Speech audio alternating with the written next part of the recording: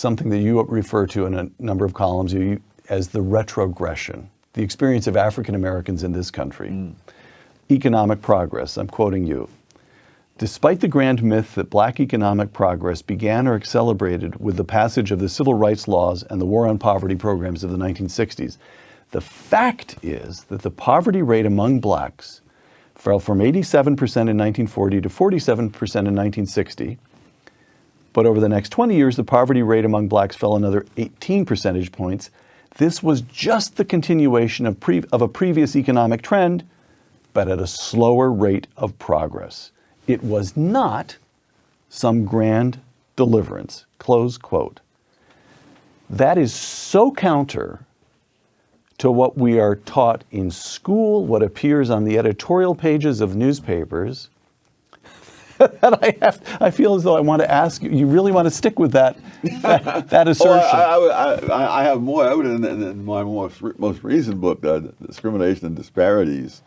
I point out that this really is a pattern not peculiar to blacks or even to the United States, that you can see the same thing in England, you can see it in any number of other countries, that the poor were much worse off economically, let's say in the first half of the 20th century, and yet in terms of their own behavior, they were far more decent societies, and afterwards, after this welfare state that's supposed to make them better off and better human beings, that's when the crime rate skyrocketed on both sides of the Atlantic.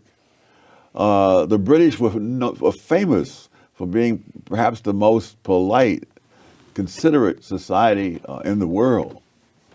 Prior to that, after that, you get things like the 2011 riots over there, went through London, Manchester, where they're going through this. They anticipated Ferguson and Baltimore by a few years. And the same thing is the burning down of buildings, the throwing of gasoline bombs, the whole schmear. And none of those people were descendants of slaves.